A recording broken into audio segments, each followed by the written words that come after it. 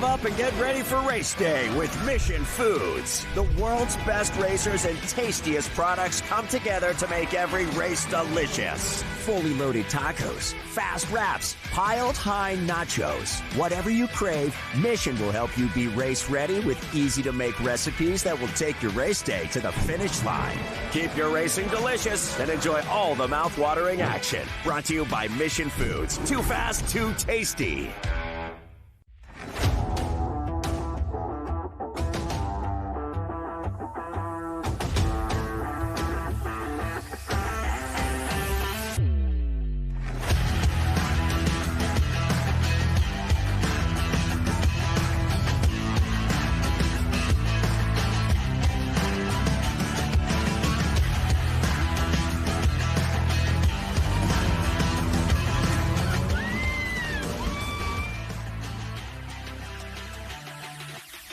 Okay, so pretend this is your race car. It's on the trailer, and you have an accident.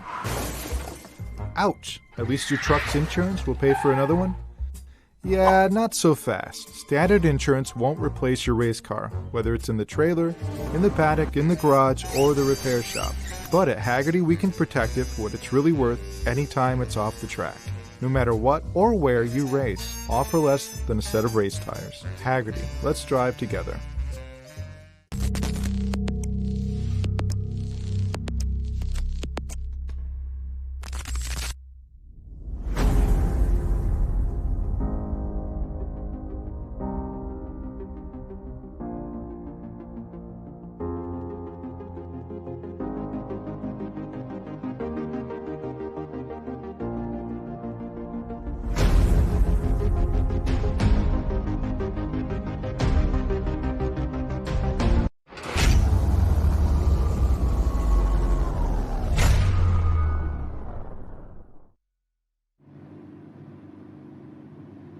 Hello and a warm welcome to the Speed Tour from the Circuit of the Americas as we get ready for our first big single-seater race of the weekend, and that is FR Americas. Now, if you're not familiar with what FR Americas is, it's effectively the Formula Regional Championship, which is contested around the world across Formula 3 and many, many different countries. And it's really the beginnings of trying to get to Formula 1 or possibly Indy. With me here by the 73 car, Landon Matriano Lim. A good story here. The young Louisiana driver had a great qualifying, probably his best of the season, taking third, but then the car was found to be out of weight, and sadly, he's going to have to start at the back. But that's only sadly for him, because we're going to enjoy watching him side his way through as only he can, because he's going to try and put on a real good show and try to get up with the big guys and girls at the front. So watch out for the number 73. He's going to give it full gas, as they say. Come with me, because I want to show you a few more. We've got a new driver this weekend, Hailie Deegan. Has come into the ranks, and of course she has done stock car racing, she's done Trans Am, she's sponsored by Monster Energy, and she has a big story and a big following. So keep an eye out for Hailie Deegan making her debut here with us. Another female driver who's been in the championship and really had a fantastic season from Canada, and I love this scheme on the back. Look at those maple leaves. Brilliant. Nicole Havrda is her name. She's currently in the top 7 in the championship and looking to move forward in these last 2 races, but watch out for her in the number 6. New man from Austin, Texas, Golan from actually Austin, Texas. So we've got real guys that are coming up through the ranks, coming from little old Austin, Texas, and we've not had too many drivers from there, so good luck to him. He gives us the thumbs up. Next to him, Cole Kleck, he's come back. We've also got a new entry from Brazil in Bruno Ribeiro, and he could be the spoiler today. Got a good qualifying session, new to the series, has got a lot of experience, but he's already put on a big show. But the final part of the story is this, and this is a great story, folks. We've got 2 Texans on the front row, both of them wanting to finish the top American in the championship. Jett Bowling from Dallas, Texas in the O2 for Crosslink Kiwi, and his teammate, Titus Sherlock. Now, they've been fighting each other since January in New Zealand. They've actually become good friends. But, of course, now the gloves are off. It's a bit like Max Verstappen and Lando Norris. Yeah, they get on well outside of the car, but one of them's got to win today If Titus can pull off a win today and a win tomorrow, he could possibly take the runner-up spot away from Jett Bowling and win by a point. But it's the best man who wins. Titus took the pole, but both of them start on the front row. I love it. We're here in Texas at the best circuit in the world. We've got two Texans fighting it out. The championship's already been won by a Canadian, Woods-Toth. Of course, Patrick Woods-Toth, 7 wins to his name. He has already taken home the trophy. So now, who's going to take the runner-up spot? We're about to find out. Wow, well, there you go, ladies and gentlemen. Ben Sissel here in the booth, and that is how you do a grid walk here at the COTA Speed Tour, high above with the Formula Regional Americas here at Circuit of the Americas. And talking to the drivers this week, they're so excited to be here because Formula One was just here about 11 days ago, racing here at this now world-renowned circuit. You can hear the excitement in Jonathan Green's voice. He is an open-wheel enthusiast. He lives here in Austin despite his accent and absolutely loves this open wheel, the FR, which is basically F3, FIA F3, the steps to Formula One. We're looking there at Jett Bowling, but Jonathan Green's so excited about this. He spends a couple of weeks out of every year following this series down in New Zealand. He goes down to New Zealand, and a lot of these drivers, as he was talking about, international drivers here in the Formula Regional Americas, and they do that because they're trying to get as much experience as they can on these great FIA certified circuits to move their way up the ladder. So it's so cool to see them here on these beautiful new hand-cooked tires. We'll talk a little bit about the tires here. As we look at Ribeiro, they're from Brazil. They're given 2 sets of hand-cooked tires for 3 30 to 35-minute races. So it's very strategic in what they do and when they put on those tires. Now, if we do have bad weather, that's all out the window because race control can say they all have to go to wets. And I think with the weather, iffy as it is, a lot of the teams might take this chance. But you can see brand new tires, hand-cooked tires there. This is a K20 turbo Montoon engine in these cars, Formula Regional Americas. So they're Honda engines, but they're prepared by Montoon. We're so excited to have them here. They sound absolutely fantastic. Very quick, fast cars at a world premiere circuit of Circuit of the Americas. Like I said, Formula One was just here weeks ago. In fact, when you drive down the garages, you can actually see the Max Verstappen, the name tags, Lewis Hamilton, all the huge greats that were just here as we look in there with the Crosslink Kiwi Motorsports car of Cole Kleck. Very excited. He mentioned Hailie Deegan out here with us. Very excited to have her. She did a couple of events with us in the Trans Am Series, and she did the All-Star race with us at Lime Rock. And I think I was talking to her yesterday, I think she's got a ride in Indy next. So she's out here trying to get as much experience as she can in the FR cars. And speaking of that, I was talking to my friend Ernie Francis Jr., who's a 5-time Trans Am champion. He also raced 1 year in FR, and even coming from a 900 horsepower TA car, he couldn't believe how physical these open wheel cars are in FRA, and then he went on to go to Indy next. So this is such a great ladder system. The one thing that separates Formula Regional Americas F4 and JSF4 is they do get those FIA points to race internationally or in Formula One. And that's super important for a lot of the drivers here as they get this experience. We've got some unbelievable teams here as the pace car takes them up the hill. And this hill, I have a friend here that's in the booth with me this weekend, Brady.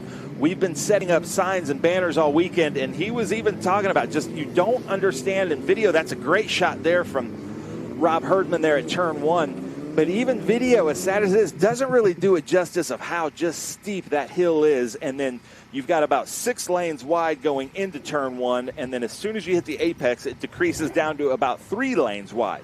You can see the new pavement there as they come through the Cube 3 section of the track. That's kind of the older pavement, just a few years old, but basically from the last turn through turn 2 is brand new pavement, making this track very, very smooth. The drivers like that a lot, especially in these stiff cars in Formula Regional Americas.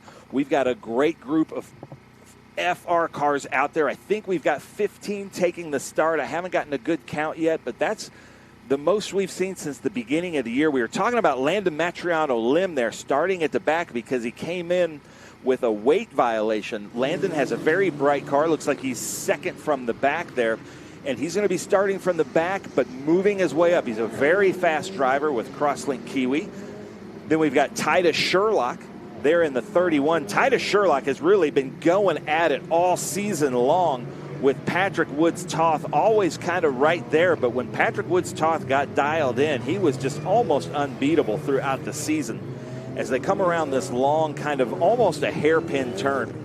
And Circuit of the Americas, very difficult, treacherous track to run. It's almost like the designer of the track built a track to just break cars, because you come down from the tallest gear down to the shortest gear into gear 1, back now on this long, super long straightaway all the way. They're going to hit top speed and be at top speed for probably about 500, 600 yards before they're back hard onto the brakes down into a low gear for a very difficult turn, left turn. A lot of people think it's a 90-degree turn, but it's even more severe than that. Right here, turn 12. There's Ashley, the first girl you see here. Ashley is the PR person for Formula Regional Americas and F4. And it's great to have her here, but coming into the booth, man, making a good run. We've got to have the start from Jonathan Green. Jonathan Green hosts a radio show here all about Formula One. This is his home track. He spends a couple weeks with these drivers in New Zealand. You did a great grid walk, a clinic on how to do a grid walk with us. So Jonathan, you got to be excited. No, I love this, and in fact, what I love about it, I was here for Formula One, obviously, and so the name plates of the Formula One drivers are still on the pit lane wall. So what an inspiration for these youngsters, because this is what it's all about. They all want to be Formula One drivers. Who wouldn't?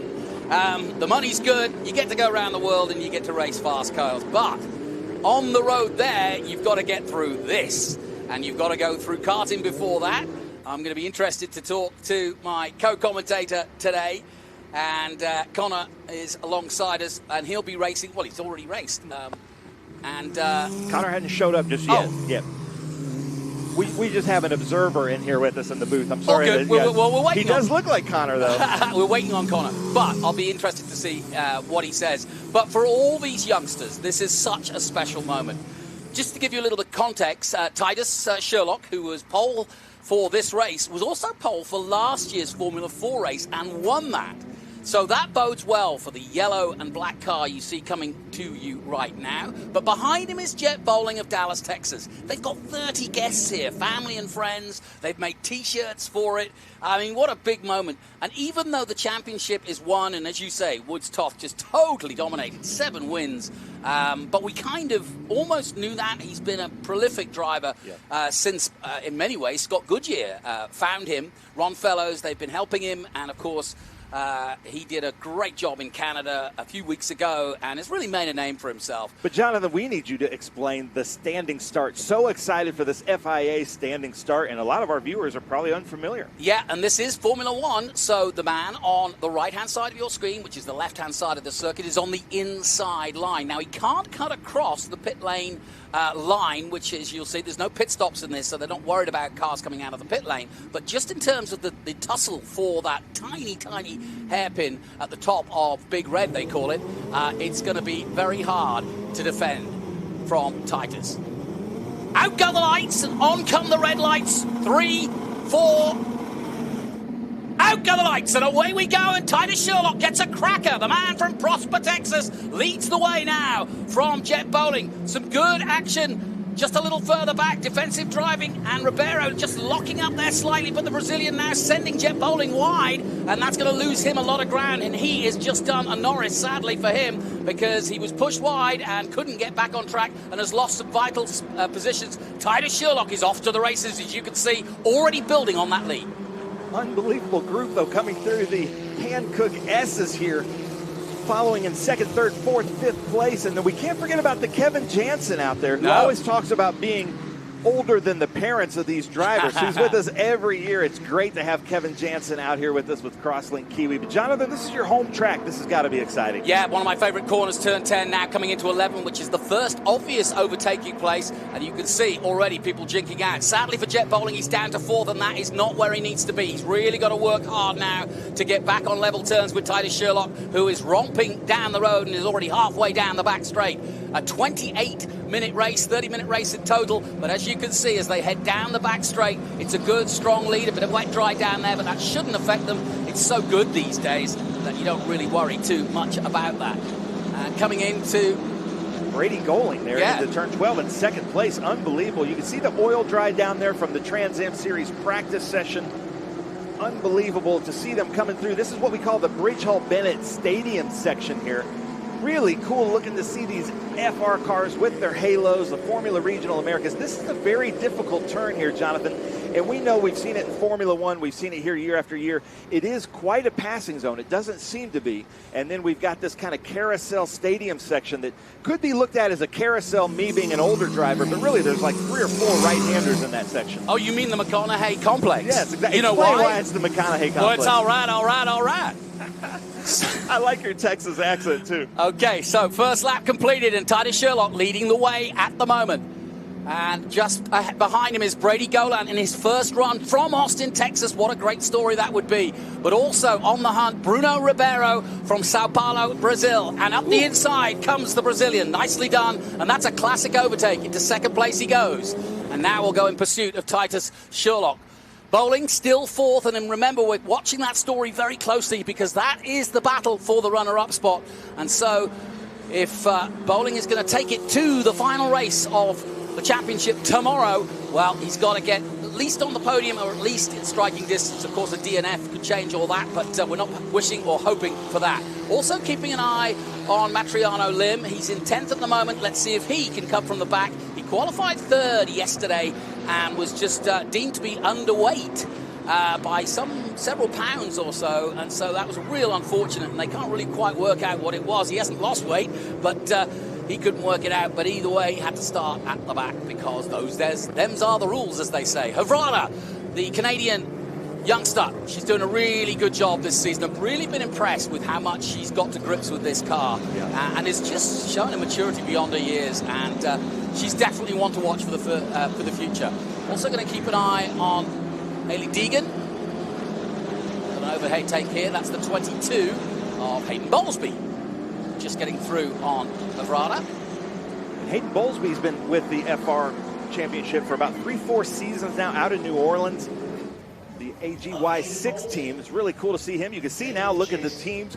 We have some great jumbotrons here at Circuit of the Americas, so they can watch this race live when they get away from the main straight. So Hayden Bowlesby moving up really good. Titus Sherlock, though, very good here. I saw him 2 years ago. He did a race here with us in F4 and did really well. I love his bright yellow car, bright yellow helmets.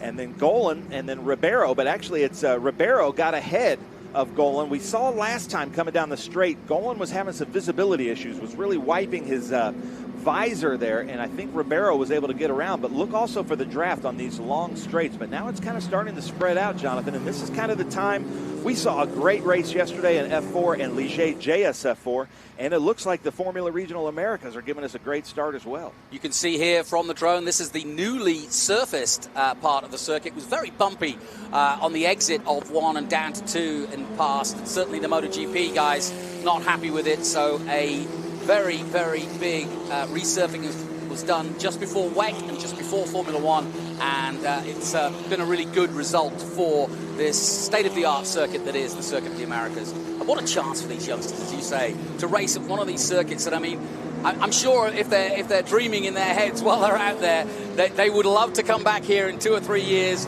and come back in front of the 400,000 fans that cheer on Formula One. Yeah, unbelievable. We were actually talking to one of the ticketing agents here yesterday at Circuit of the Americas. They don't know for sure, but they know it's about 450,000 people here. Amazing. Just, 10, 12 days ago. It was amazing, and it was truly a great event, and so much going on track and off track. And a lock-up for Titus, and that's not good news, because when you get a lock-up like that didn't look too bad, but as you well know, if you really lock up a tyre, especially one tyre, it starts to basically unround itself. If that's not even a word, but I'll use it and you'll know what I mean. But it basically starts to clunk.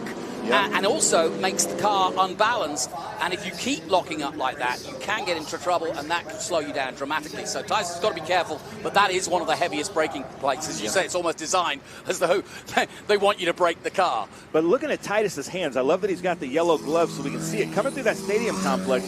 It was one corner, one turn. That car looks very smooth. Looks like they've gotten the setup correctly at Crosslink Kiwi. So he looks like he's got a car that he is absolutely loving. There was oil dry down there approaching 12 on the line, so he did look to lock up, but some of that smoke might have been from the oil dry. But watch his hands here as he comes around. He just looks like he's not panicked. The car is very smooth, but there is that. It's Cole Kleck, in fact, the returning Cole Kleck, who's up to second place. I thought it was Ribeiro, but it's Cole Kleck. Great to see him back here. Cole Kleck, interestingly enough, was racing here 3 weeks ago on the Formula One calendar in Super Trofeo in Lamborghini. So he's got some sneaky peeky laps to his belt. So that might be just why he's going as well as he is. So good to see Cole Kleck back here and racing hard. And yeah, that could be the reason why he's up at the sharp end. But really wish him well. Matriano Lim still 12th. He's come through well, and he's now behind Kevin Jansen, so that's his next person to overtake if he can. Deegan down in 14. She's lost a little bit of time, and she's behind Jake Pollock, another new entry. Jett Bowling has closed in now in 5th place on Ribeiro in 4th, but that's actually a position change. Havrda's dropped back, and Bowling really now has to get the hurry up on. But I think if we get a shot going into 12, Bowling's going to be he's going to be right behind the draft and maybe able to have that work in his advantage, which is basically almost like the DRS for these cars, but not able to get behind there. The 80 of Golan. I like these brightly colored cars here. Yes, I hate black cars. Give me color. And you can see this is a very difficult section, a little bit bouncy there, and if you can see their hands when they're turning full input there to the right and to the left, they're looking pretty smooth, though. But there is your man, Jett Bowling, there. That you're hoping to get him to hurry up because a fellow Texan. Yes, and currently enrolled at A&M. So he's basically chasing an education, which is a smart thing as a racing driver because you never know how long it's going to last. So, he's going to college and he's racing around the world. He's just come back from Monza and Barcelona, where he took part in the equivalent series in Europe, FRECA, Formula Regional Europe, by Alpine. And so that good experience. He didn't do anything, didn't change the world in that, but he didn't expect to. It's all about miles. It's all about seat time. You'll hear that expression all the time in motor racing. And Bowlesby's doing just what he should do as a youngster coming up. He is probably one of the latest starters out there. He only started racing in 2021. Can you believe that, in karts? So this is really early days for Jett Bowling. And he's a former... Somebody's cut across. Oh, and that's Golan. He's gone to the Golan Heights. Something's wrong with that left front tire. Yeah. His brakes are locked up. I think that's I'm wondering, it's either a puncture or a suspension, but by the time he's come through that gravel trap, he's not going to have helped himself. But Golan is out.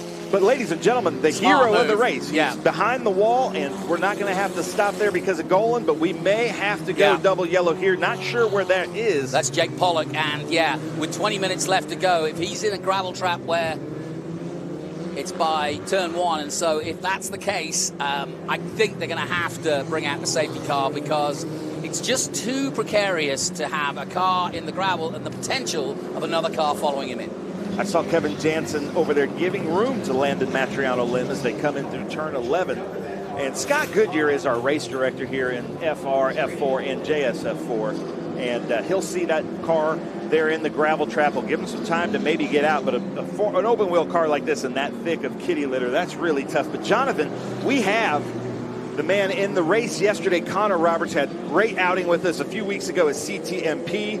3rd place yesterday in the F4 race, so I'm going to jump off the headset and I'm going to put him on with you. All right, perfect. Connor Roberts 3rd yesterday, and therefore is the guy we want in here to tell us what's going on out there.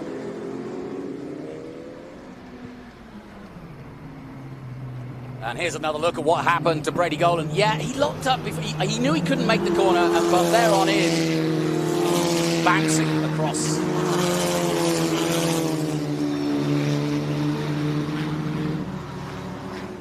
Out he goes. So 2 cars out and life goes on. Connor, welcome to the booth. Thank you for having me. Not at all. You've been out in the fray of it. You got a podium yesterday. What are conditions? What's the track like? I mentioned the resurfacing. I don't know if you've raced here before, but it seems like everybody's happy. The Formula One guys loved it. Yeah, so it was a lot smoother. I was here last year for USF Juniors, so I have some recent experience in junior Formula car on this track. Yeah, turn 1 is much smoother than it was before. The whole first sector is a lot better. The only Still bumpy part is that braking zone into 12 on the outside line is some relatively large bumps.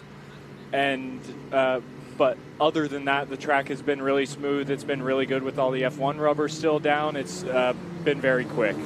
We're listening to Connor Roberts. We're under caution here. Titus Sherlock, who built up a good lead, has now lost that lead because everybody now is behind the safety car. So why don't we take a short break and we'll be back to say the restart of this one, the first race of FR of the weekend.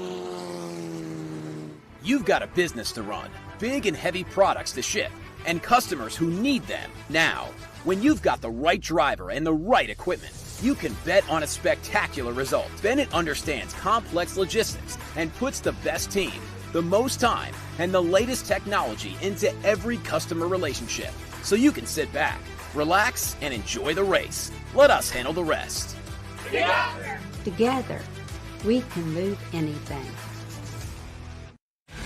Rev up and get ready for race day with Mission Foods. The world's best racers and tastiest products come together to make every race delicious. Fully loaded tacos, fast wraps, piled high nachos. Whatever you crave, Mission will help you be race ready with easy to make recipes that will take your race day to the finish line.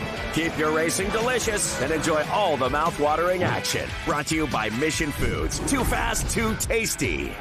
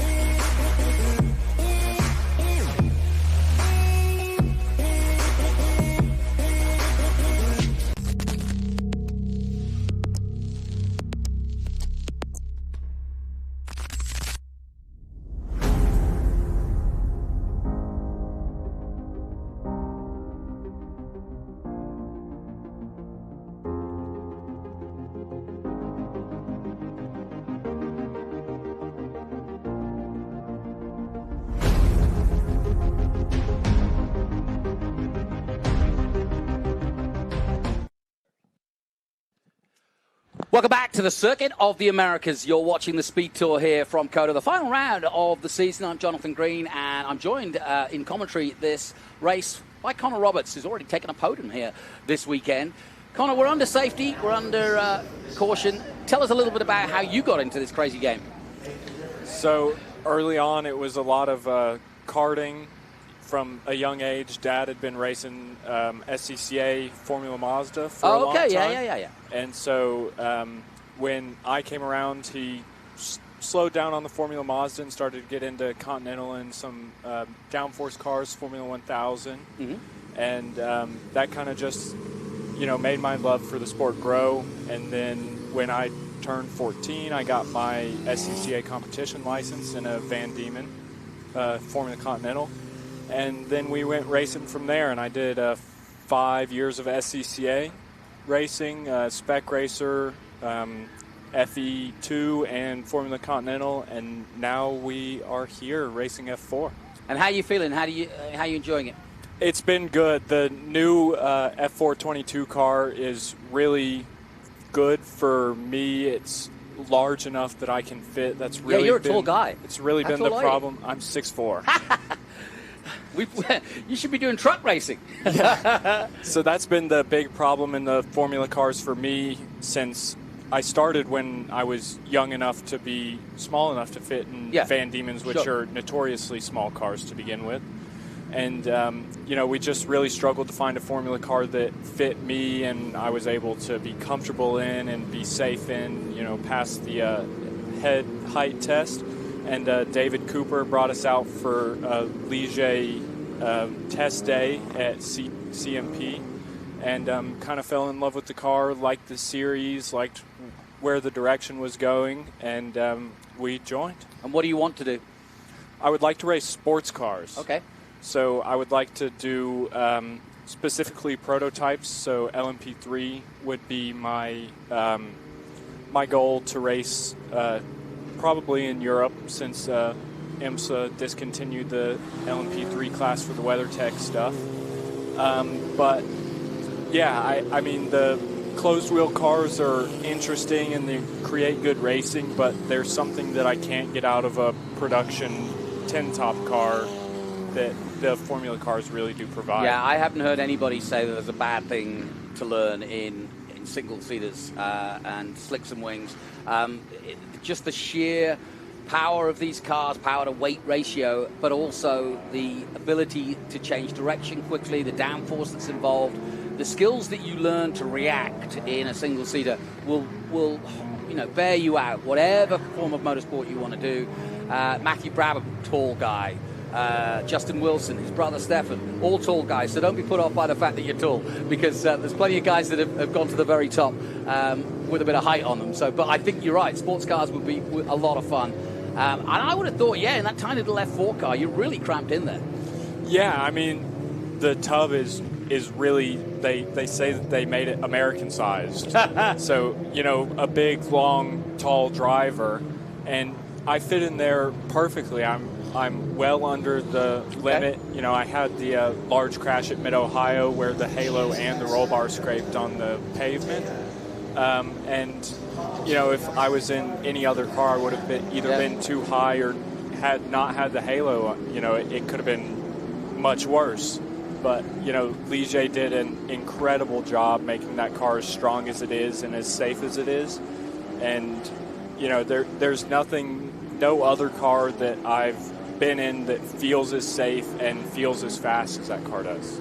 Well, we're looking at Titus Sherlock in the 31 from Prosper, Texas, originally from California. His uncle, Toney, has been guiding him. He has done a lot of Ferrari Challenge racing, so he's got a good mentor there, somebody who can give the family perspective and a sort of shoulder to cry on, or a shoulder to be inspired by, and he knows racing. And that's always very helpful. Jett Bowling, the opposite. He's come from baseball and from sort of high school athlete stuff, and so he's got the discipline of a good sportsman, but this is all very new to him.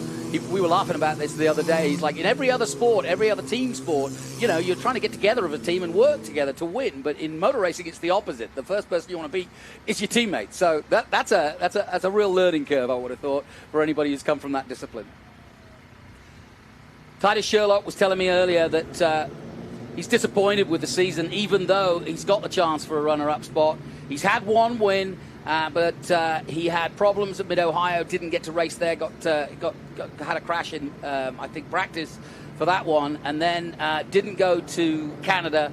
And so, he's had a bit of off time, and it's hampered his title hopes, because before that, he was definitely challenging for the title. So, either way, one of those two, Jett Bowling or Titus Sherlock, will be the top American at the end of the weekend, so that's what they're gunning for. Cole Kleck would just like another win if he can get it.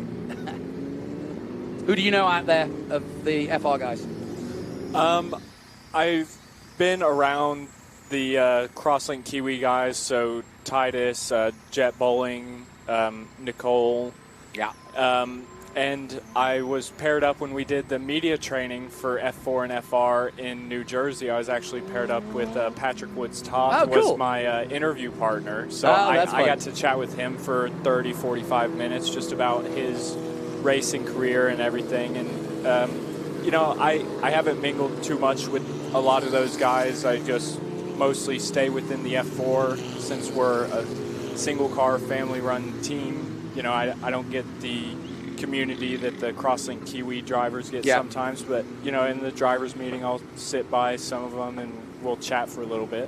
Now let me ask you a question. I'm always wondering whether these sorts of situations, these safety car situations, are good and bad for a racing driver. I know they're bad for the car. They can't be good for the human, the other part of the car, because this is not what you or the car were designed to do, which is to go slowly.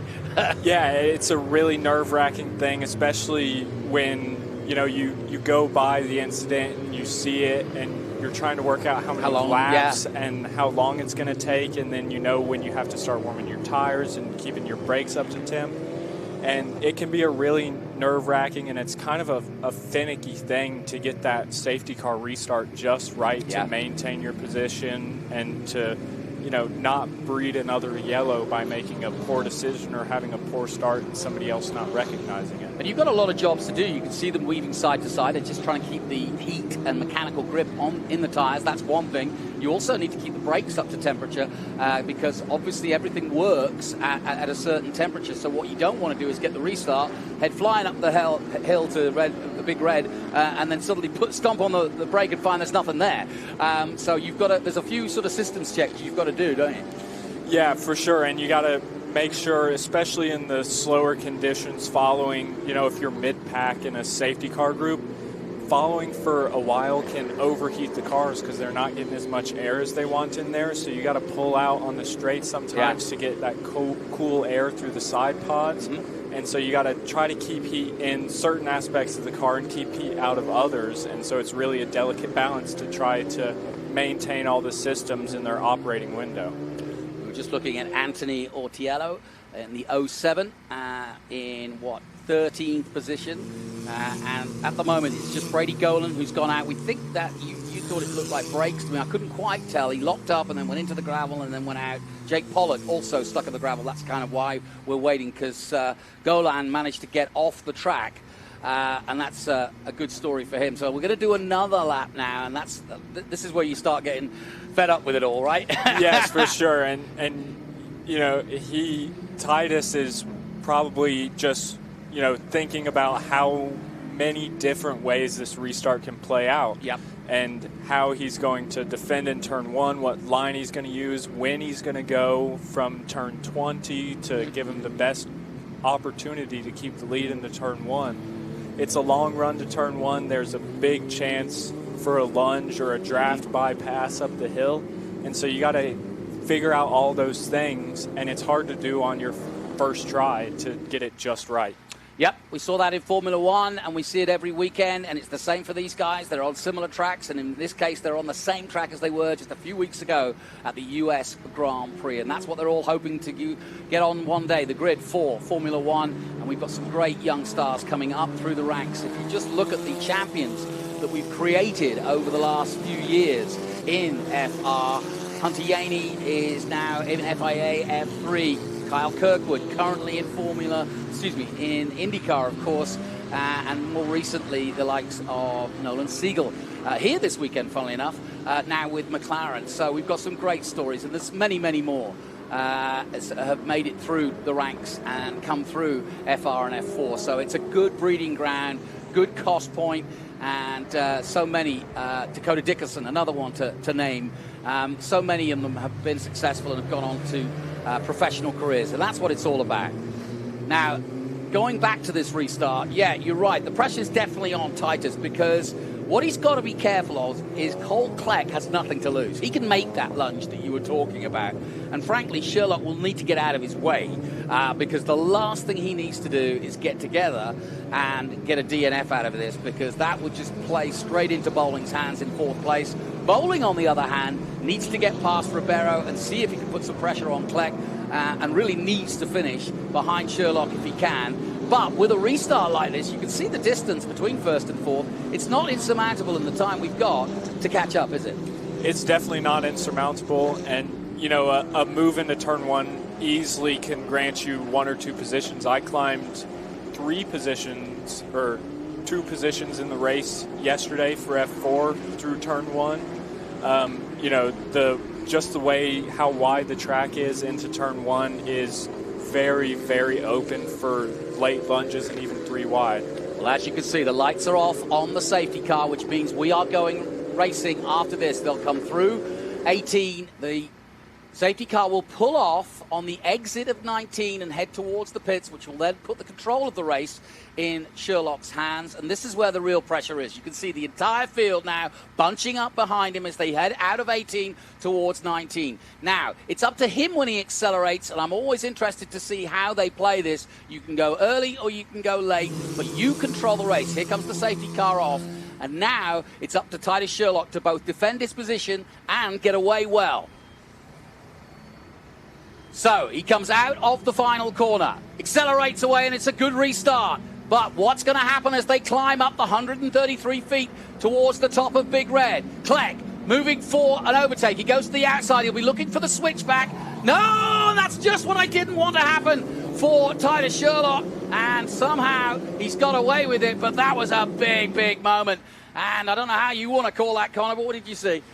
I was looking at Jett Bowling, who moved up into second place from that. I mean, what a great restart from him. Yep. And Titus did the right thing, covered the inside, and Kleck just made a little bit of a mistake. You know, just got a little bit too late and locked up that right front of the hill. I was busy watching Kleck, and like you say, Bowling went up the inside. There's the lockup from Titus. There was the big moment where they almost came together. Kleck took avoiding action, went wide, and like you say, he did a Leclerc, did Bowling, and just dived through the center and said, I'll take that. Into 11 then. Key corner now, and key laps now for the two guys fighting it out to be the top American. It looked like Cole Kleck went for a move up the inside of turn 11 there. I can't tell if he got it done, but there's definitely a possibility of some dive bombs into 12 here with only 2 minutes 50 to go. Yep, so here we go. It's all on here. Turn 12. This is the big overtaking place, but Bowling holds on, just almost nicks the number 11's Kleck's front wing there, but Kleck getting very aggressive here. And Bowling's got to stay out of trouble against all odds, though. He's under massive pressure as they come through 14 and down towards 15. He's trying to chase Sherlock down. He goes wide, switches back, and Kleck's got through. Back down to third goes Bowling. And Sherlock is off into the distance, so as they battle, that's all playing into Sherlock's hands. Yeah, as long as Sherlock keeps this clean, I mean, he's basically got this race under wraps. He's a second and a half at least clear. And the second, third, and fourth drivers, they're all just going to battle for those last two podium positions. There's your white flag then. Titus Sherlock on his way to victory here in race 1, but it's far from over yet. I'm not saying he's got it yet, because there's a host of these 4 drivers if you count the 22 of Hayden Bowlesby. As here we go, Bowling makes the move, and it's a bold one. Inside of turn 1, classic overtake, and nicely done by the young kid from Dallas, Texas. Yeah, Kleck's got to run into the S's, though. I don't know if he's going to want to actually try that. He falls back into line. Yeah. I think he's going to think smart and try to go for a dive down into turn 12 on the back straight, but he's getting a little bit messy through those final 2 S's, and Jett just got away a little bit. Yeah, this is just what Jett didn't need. I mean, he should have been in second had he had a better start, but he was run wide. He's where he needs to be now, but he needs to hold on to it. You can see the pressure he's under. He's under the pressure of trying to stay with Sherlock, but he's more under pressure from a renewed and rejuvenated Cole Kleck, who really is in the mood, and so too is Ribeiro just behind him. So great racing, but like you say, it's all going to come down to turn 12. Final lap then here in the FR Americas Championship. It's the final 2 rounds of this long year of racing at iconic tracks around the USA, and Titus Sherlock looking to become the runner-up in the series, but Jett Bowling will try to deny him, and Jett's done a good job of getting away from this chasing group and holds on to his second place at 12 while the rest fight it out. Havrda coming into it as well. Yeah, good job by Jett out of turn 11 to just nail that exit down after Kleck had to take a defensive line into there. And, you know, he really did to do in order to keep that gap. Lock up there for a moment.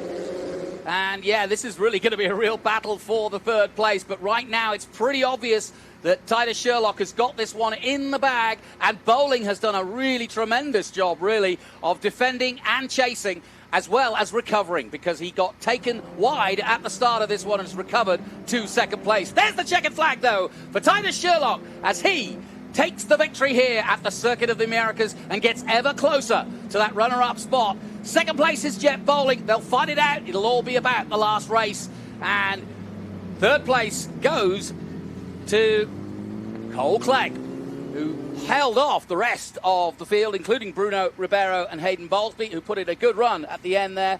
Well done to James Lawley, just getting past Nicole Havrda at the end there, but a really good bit of racing. Connor, that was a good race, wasn't it? It was. There at the end, the safety car always kind of spices things up, especially when you get green with like 3.5 minutes to go. You know, everybody feels like there's everything to play for, and I mean, truly there is, and we saw some great overtakes and some great hard racing in those last few minutes.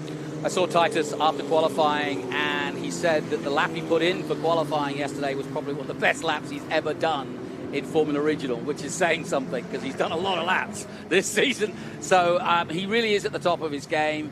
And, yeah, he's a cool, calm character, but so too is Jett Bowling. And as I mentioned at the top of the show, they're actually good friends, off track, as it were.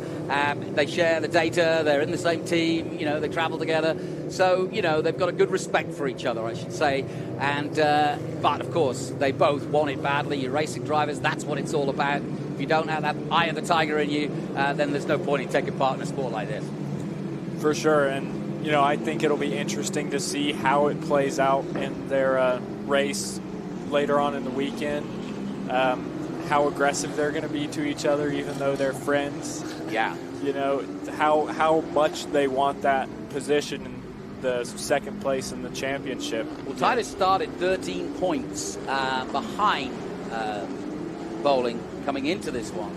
And he told me that if he could win and Jett got second in both races, he could beat Jett by 1 point, which is pretty incredible when you think about it. So he's got the first part of the job done, but so too has Jett Bowling. So really good stuff, and I'm going to be really interested to see how this one all pans out. I love this regional racing, and both Titus Sherlock have had and Jett Bowling have had a long year. They raced in January and February in New Zealand in the Formula Regional Series there. They were just starting out in FR then, but they got something like 3,500 kilometers of racing in a very short space of time, and then they've come back and raced all around America. And that's why their craft at the moment is excellent. So, confirmation, it is the two teammates, Titus Sherlock, Crosslink Kiwi Motorsports, of course, the top team in FR and F4. Jett Bowling takes second place, and Cole Clegg of DD Autosport takes third. Bruno Ribeiro, the young Brazilian for IGY6 Motorsports, gets fourth place. Hayden Bowlesby for the same team gets fifth. James Lawley is sixth. Nicole Havrda of Canada is seventh. Rico Schlahamun in eighth position, and Lando Matriano Lim. Good job done by the Louisiana driver as he started at the back after being underweight after qualifying and got up to ninth and just got ahead of Hailie Deegan, who starts her campaign for the Toney Driver Development Team with a top 10 finish. There's Titus. And I think that was a job well done.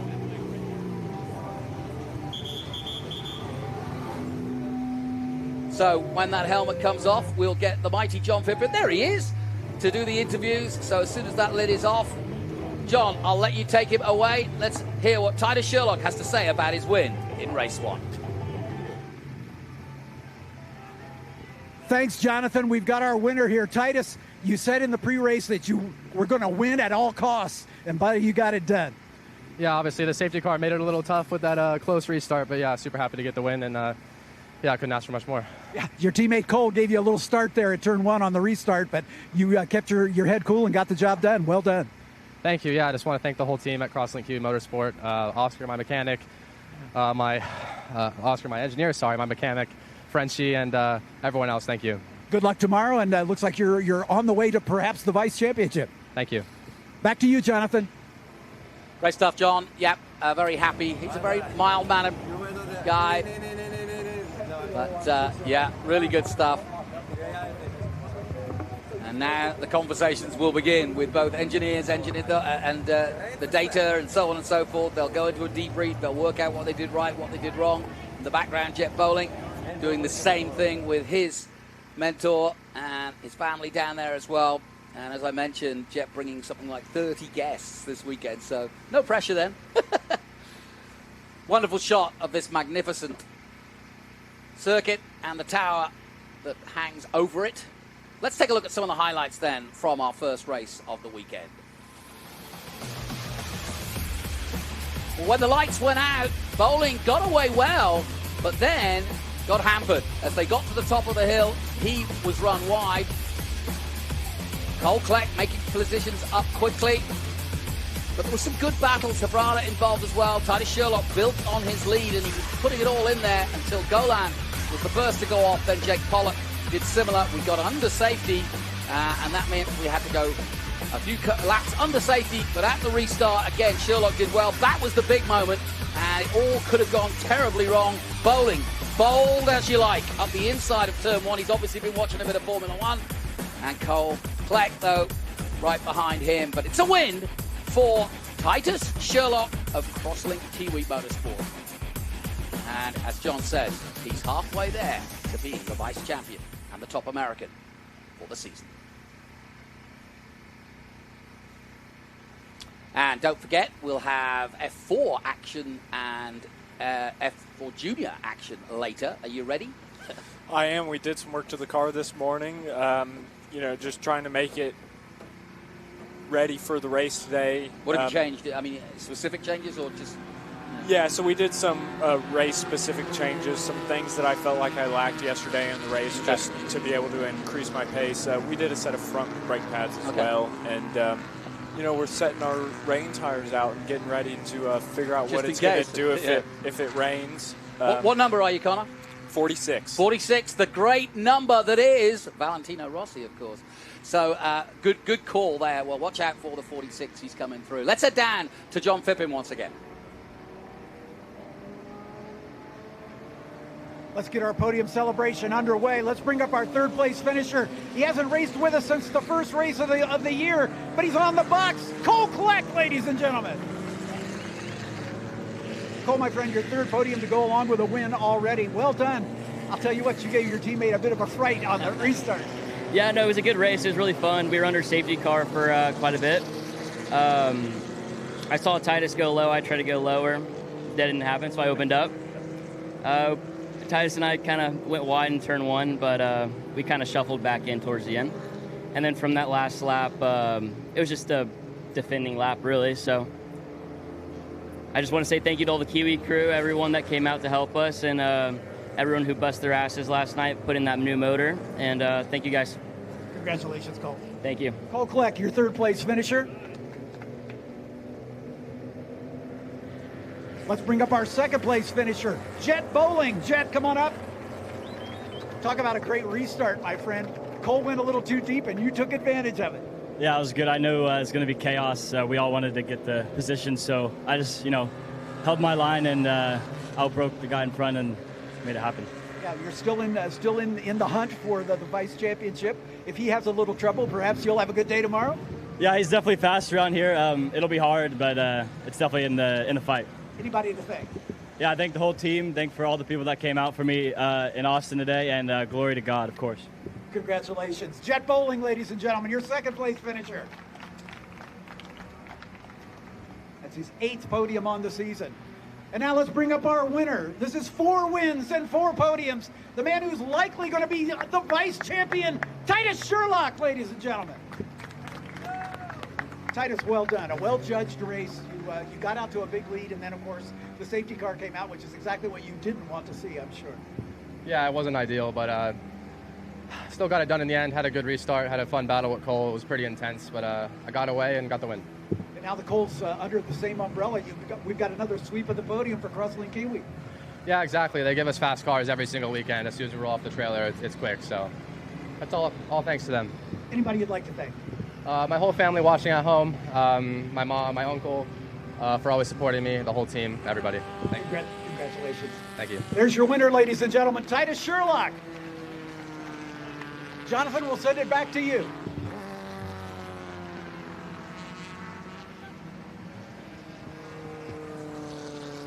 Trophies in the air as our drivers have the Ligier hats on as we acknowledge our presenting sponsors at each of our podium celebrations. Now we go to Hankook again. We've talked about Hankook and all the great work they do to keep these cars well shod. Thanks to Hankook for all they do for all 3 of our championships.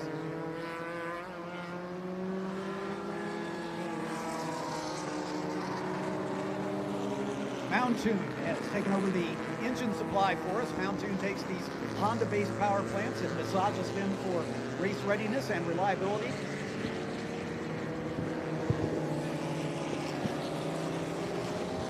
And they've done a fantastic job for us for the past couple seasons as they make these Honda K20s sing.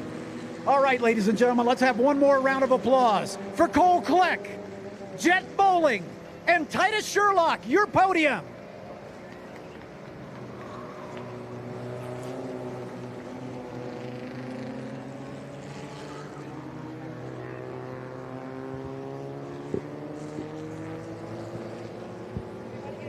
Jonathan, we're all done here. We'll send it back to you. Great stuff, John. Thank you very much. Well done to that man, Titus, and he deserves a little bit of water there, a little bit of fizzy water. Why not? And, yeah, good display of racing by both Jett Bowling and Titus Sherlock, and that leaves us for a nice grand finale for tomorrow. But talking of grand finale, we've got a great weekend of racing ahead of us coming up. We'll take a short commercial, and when we come back, we'll let you know exactly what we're up to here at the Circuit of the Americas. Stay with us. Rev up and get ready for race day with Mission Foods. The world's best racers and tastiest products come together to make every race delicious. Fully loaded tacos, fast wraps, piled high nachos. Whatever you crave, Mission will help you be race ready with easy-to-make recipes that will take your race day to the finish line. Keep your racing delicious and enjoy all the mouth-watering action. Brought to you by Mission Foods. Too fast, too tasty.